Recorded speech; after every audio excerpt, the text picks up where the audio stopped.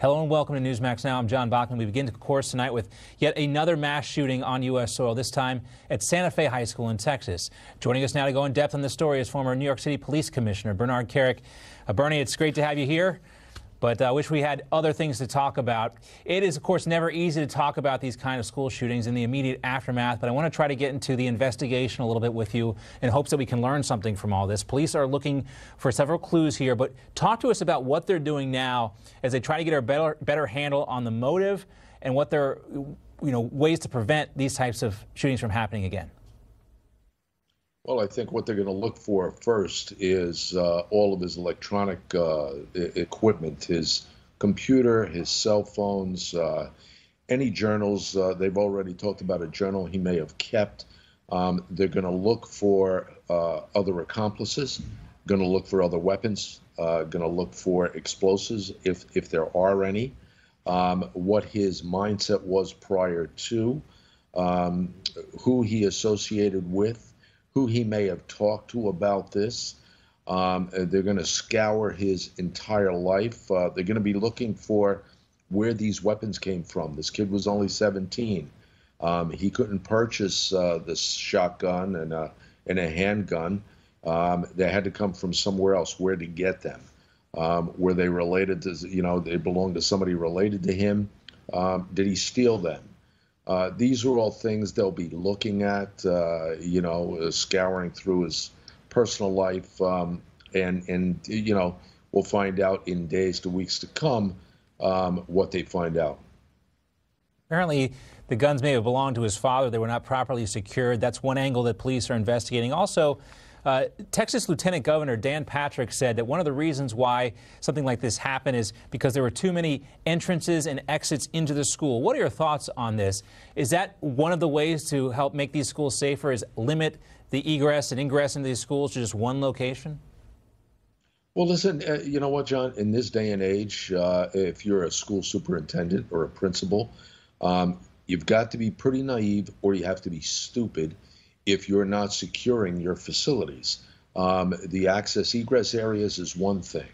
Do you have a resource officer or a law enforcement officer on site? Are you creating a monitor to look at kids' social media within the school? This kid evidently had a public persona that nobody appeared to think that there was anything wrong with him or he would ever do anything like this. However, in his social media accounts, he had things in there that would lead one to believe, or at least someone to believe, that he could do something like this, and it should have been looked at. These are all things in today's world that our educators, from the teachers right up to the principal to school superintendents, county commissioners, they should be putting plans to deal with these types of things. Needs to be better monitoring of these kids' social media platforms. You don't know why. I mean, these things are out there. It seems so obvious. Of course, everything seems obvious in hindsight. That's what's so confounding about this. Also, Bernie, there's an interesting aspect of this. Police found multiple homemade explosive devices in 2 homes and a vehicle linked to the suspect. If it wasn't the guns, he probably would have used these explosive devices. We don't know how crude they were. But what does that say about the mindset of somebody? Not only do they want to go into a school and harm others with guns, but they're also making perhaps a more coordinated attack by using things like bombs or explosive devices.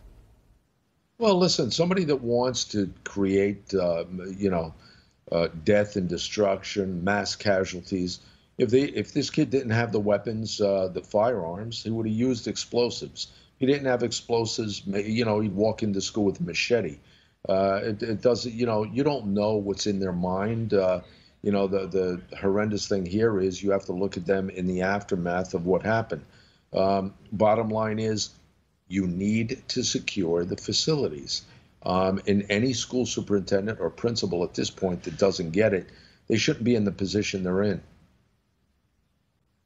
It's a great point. Now, President Trump, of course, spoke in the immediate aftermath following the shooting. He said these types of attacks have been going on in our country far too long. Take a listen.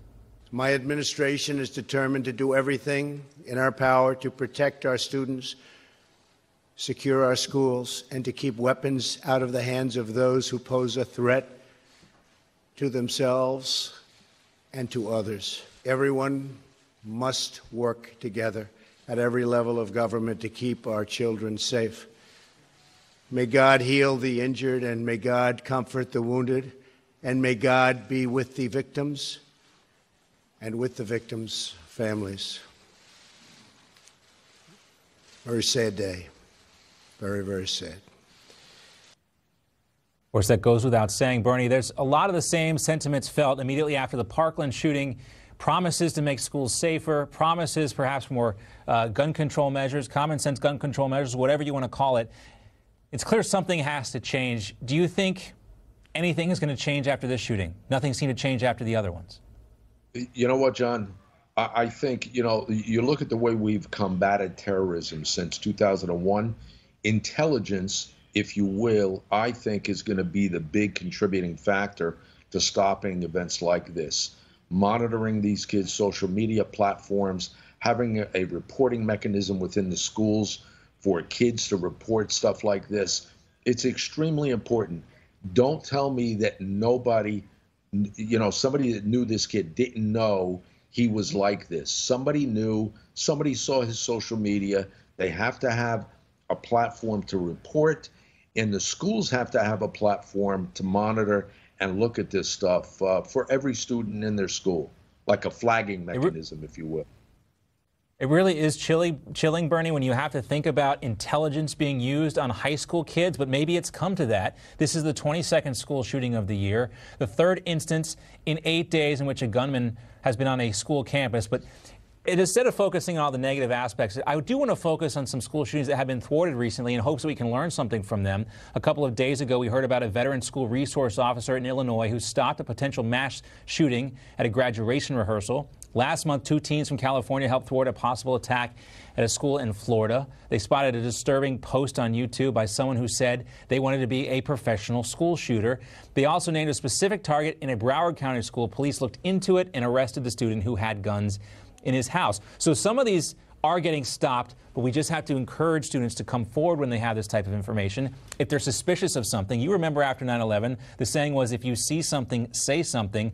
That same type of a culture has to be implanted in our schools, which is hard to believe, but it's come to that. John, you just mentioned 3 incidents, but I would bet you over the last month and a half, or since Parkland, let's say, I'll bet you there's been more than 24 incidents around the country Probably that have been thwarted, or people have been arrested or at least stopped and questioned as a result of reporting. It's extremely important, and we have thwarted, but I think there's a bunch out there that you wouldn't even know about. You're probably right. We hear stories, these stories about police officers playing basketball with kids, that a video gets out there. I think we need to cover more of these stories, just good old-fashioned police work. Nothing happens. It wouldn't normally make the news, but there's obviously something that school resource officer who stopped that one shooting, or these kids who came forward and stopped the shooting in Florida, there's something that can be learned, a positive side that can be learned from those. We want to focus on those more and more, and we'll try to do so. Bernie, so if you hear about anything like that through your police connections, let us know. We'll try to get that information out there as much as possible, but it's always good to get your insight on these types of horrible situations. I'm sure there's more information to come. People should stay tuned to Newsmax TV and Newsmax.com for more information on this. Bernie, we're going to say goodbye for now. Thanks so much for joining us. It's great to see you, sir. Thanks. All right, coming up, the Trump administration goes after Planned Parenthood. We'll discuss that after the break. Stay tuned.